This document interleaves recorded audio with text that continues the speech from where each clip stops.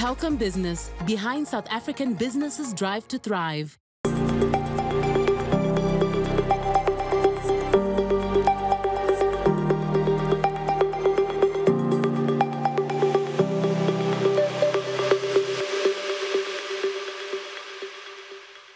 There has been much euphoria reported about the 15th BRICS Summit hosted by South Africa recently. From what has been reported, there are many wins for us as a country. But what about small businesses? Will they benefit? And if so, how?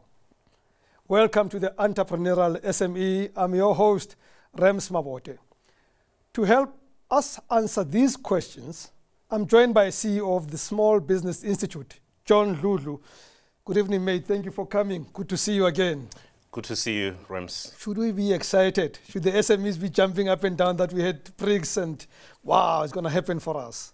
You know, I suppose the first thing to say is to congratulate the country, to congratulate South Africa, therefore the government and the presidency for pulling up such a good show.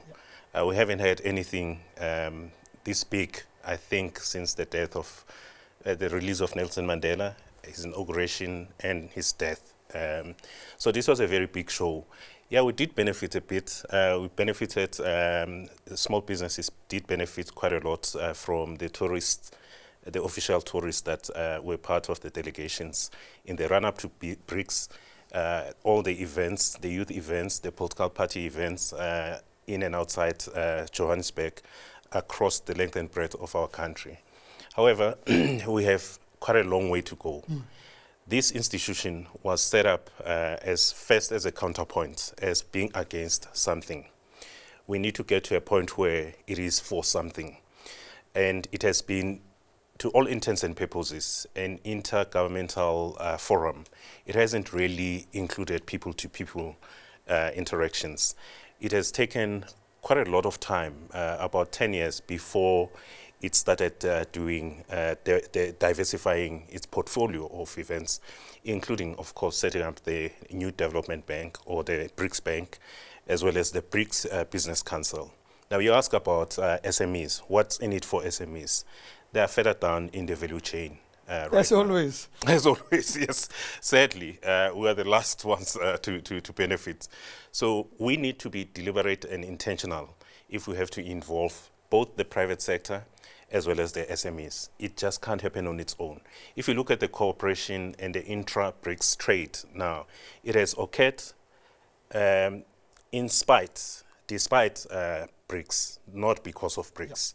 Yep. You take one big transaction, it's very controversial, the 1064 locomotives at Transnet. It had nothing to do with the fact that South Africa and China belong to BRICS, even though the two state-owned enterprises, CRRC and Transnet, ended up contracting. We know where that contract has ended up in. It is in courts, it is mired in political controversy, and it is partly the result why Transnet has parked so many, over 100 of its locomotives, because they can't get spare parts. And there are many other partnerships like that, right, that are not necessarily dependent on BRICS. And one would have thought those would show the first signs of benefiting SMEs, where you would think a big deal between two countries, us and Brazil, us and China, us and India, whatever it is, that there would be, the next layer would be, where do we fit in the SMEs? I mean, again, with BRICS, the optics were good, right? I mean, I saw the chairperson of the NYDA doing the intro speech. You know, I heard about small businesses getting some eventing jobs, as you say, tourism happened. But in terms of the real nuts and bolts and getting money, real money and growth out of this thing, are we seeing anything? No, we haven't. So the explosion of trade, for example, has benefited China largely. And that, too, has had nothing to do with the fact that China is a member of BRICS. It has always just been about China rising in an unstoppable fashion as the world's second superpower, second largest economy in the world. So the private sector, is the private sector trading? No, the private sector is not trading. Are the intergovernmental institutions working? Yes, they are working. Are the parastatal state-owned enterprises cooperating more because they are part of BRICS? Not really. They are cooperating even if there was no in BRICS. spite of BRICS, actually. Yeah, exactly. So what I think is the next level of BRICS is, yes, we can expand. That's a tick. We can expand, but we need to deepen collaboration. What do I mean by that? I mean two things. The first one is we have to spell out some value systems. What do we stand for, not against? Yep. We know what we stand against. The second one is we have to spell out areas of cooperation. If you look at the military exercises were tactical. There is no military cooperation agreement between BRICS countries. It is just an economic development, very broad terms. It's not specific. So what would really deepen the collaboration and actually enable this conversation to be more meaningful is if we had something like a free trade area to govern the rules, to govern trades, and to spell out the preferences. But we already have this African Continental Free Trade Area, right? Long before BRICS. Are we already seeing in that free trade area any benefits for SMEs, any participation, meaningful participation at that level?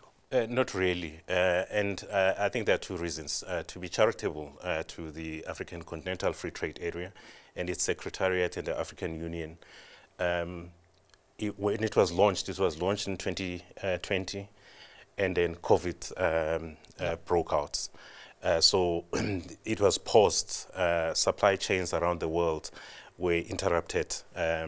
But it has made some significant strides.